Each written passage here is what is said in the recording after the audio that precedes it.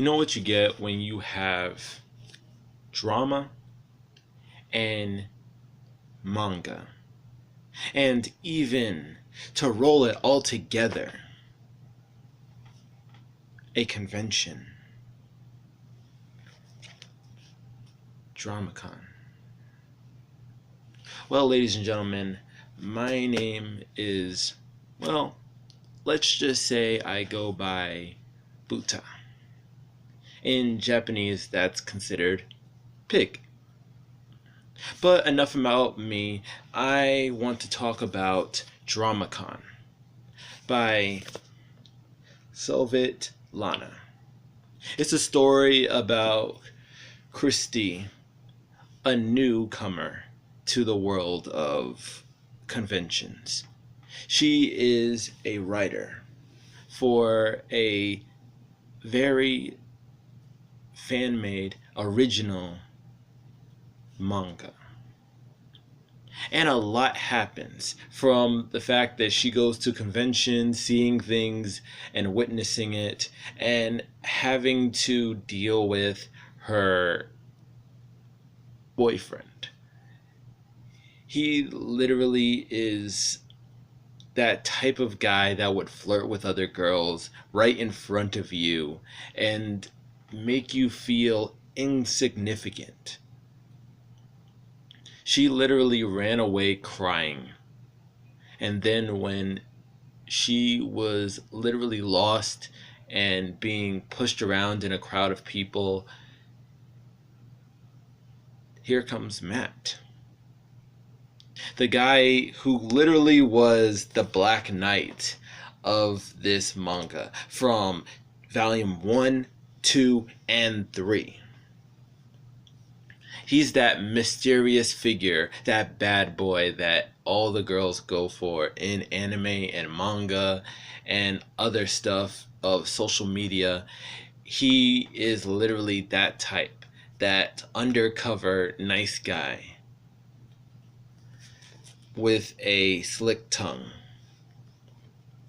Well, this manga truly shows the comedy aspects of real life situations when it comes to going to a convention, and real life aspects of being a convention goer while still having a life outside of the convention.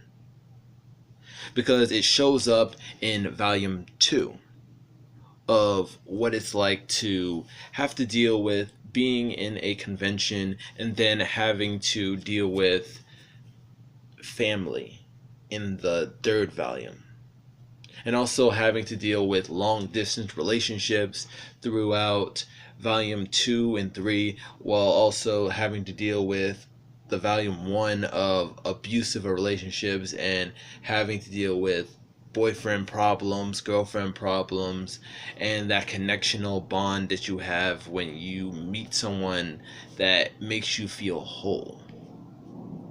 That's what I got out of this manga.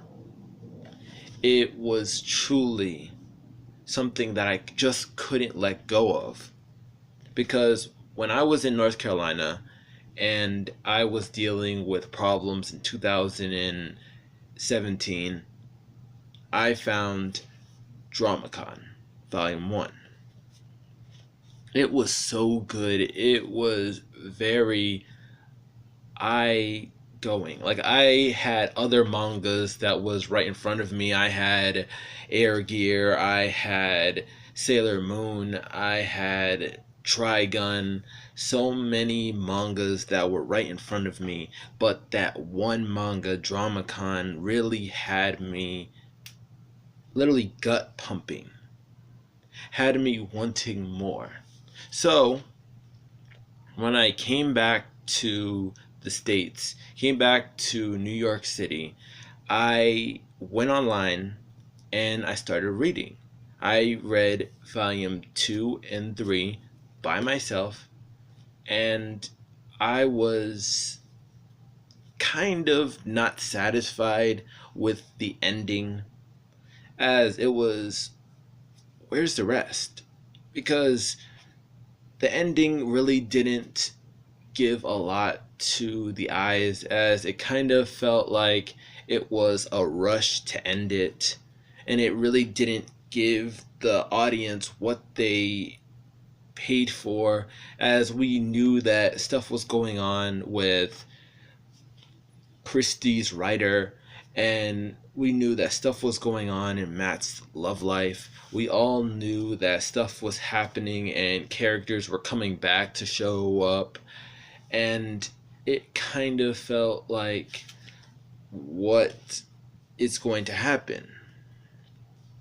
And I wondered if there was going to be like a volume 4 or 5 or 6, but I can't really go all out on a manga like this when it is just that, a manga. It could be short, it could be long, but there was not really much you can go off of when it's just about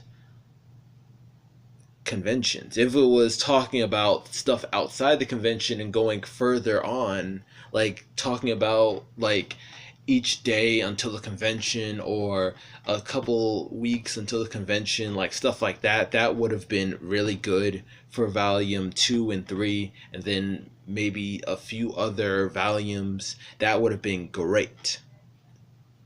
But that didn't happen, as I can't really blame the writer, I can't blame the artist either, as I only have to say that this right here, this manga right here, is really good, and I suggest a lot of you check it out. And if I had to give my recommend I can't say if I had to rate this manga, I would have to give it a 7 out of 10, maybe, or maybe a 3 out of 5 stars. That's just me. But if you are looking for a manga with heartbreak and drama and romance and action and maybe a little comedy, a lot of comedy, and also shows a lot of heart going into a manga like this, I suggest picking this up. So, until next time, let's eat.